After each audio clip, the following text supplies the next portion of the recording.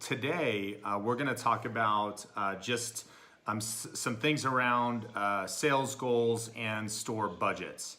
And so what Jennifer and I have done is we have gone through all of 2018's sales results, and every store has a monthly budget based on a 5% increase in sales. And so if your store grows as little as 5%, you will bonus every single month.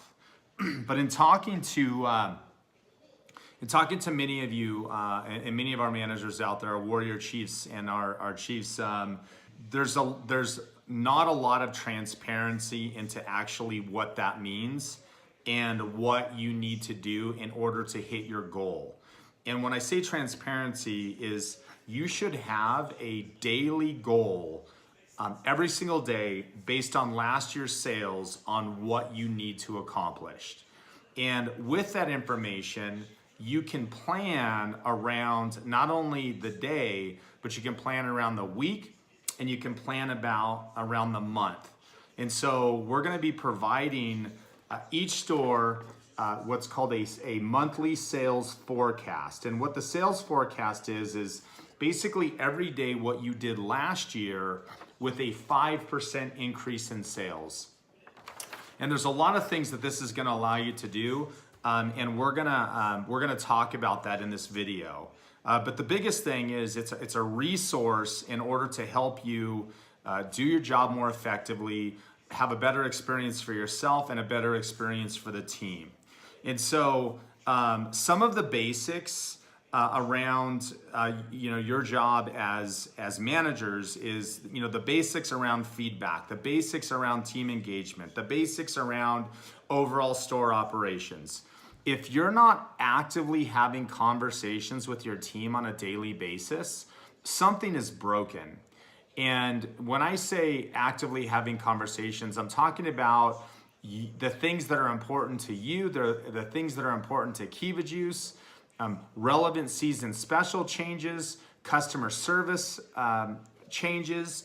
I see a lot of emails and text messages going back and forth, but actually having a conversation, for example, showing someone how to mop or showing someone how to properly sweep a floor.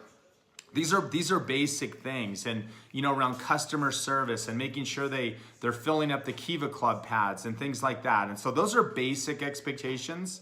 But when it comes to budget, let's talk about that real quick. So one of the things about having a daily and a weekly budget, it'll give you a better understanding of how much labor you can schedule on a daily and weekly basis. So let's give a couple examples. And let's take the example of an average team member making $10 an hour.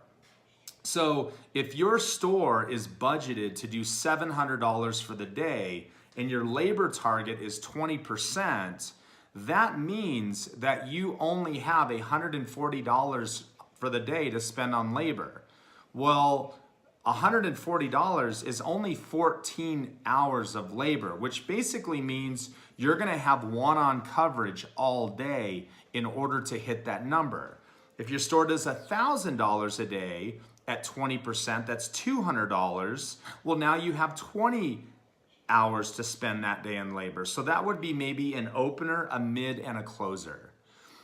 If you're doing $1,500 a day, that's gonna be $300 that you can spend, which you can have an opener, 2 mids, and possibly even 2 closers with that.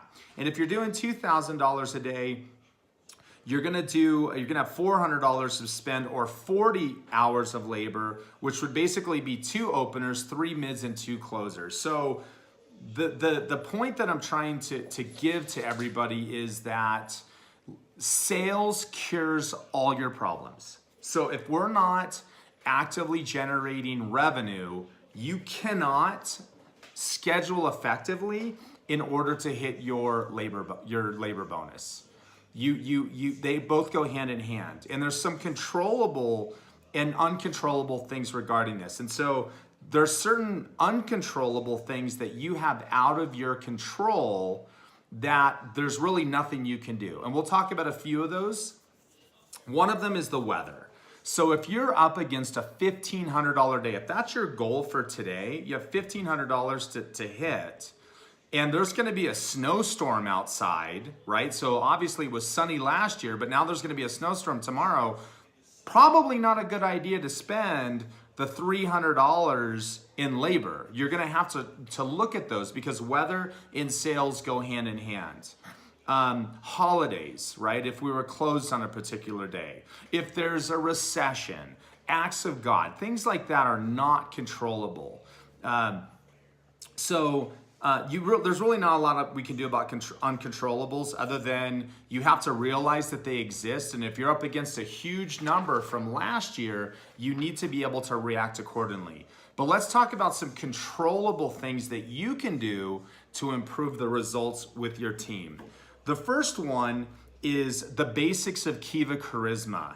It's getting the customer's name, cash register procedures, making sure the team members are doing things accurately. Those are some one-on-one things. Getting to know the customers. I can't tell you how important that is in building a repeat customer database. Point of sale upgrades, things like pretzels, things like juices.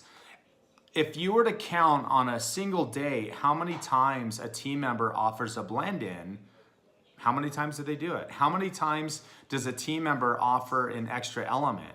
Because if you got a blend in on 20% of the sales that came in, it would increase your sales by 5%, and you could hit your budget just by doing that, as long as the customer traffic was the same.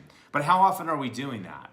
Are we setting goals for our team and strategically, making it fun? Because a lot of our team, they like games. And the loyalty program, Keva Club, huge.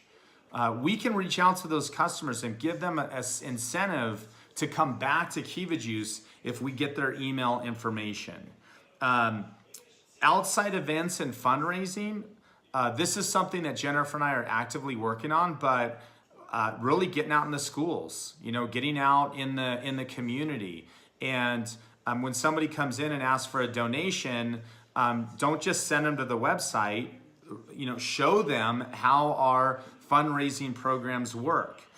Delivery right now represents about 5% of our total sales. And then also recommending premium price smoothies. And so lots of options that you have.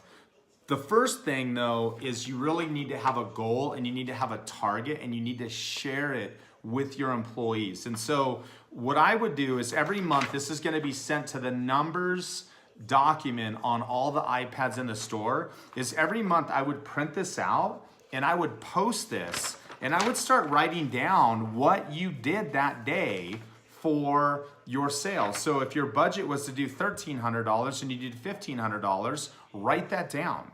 Write that down. The last thing I'll just say about labor and sales correlation is that it averages out. Things average out.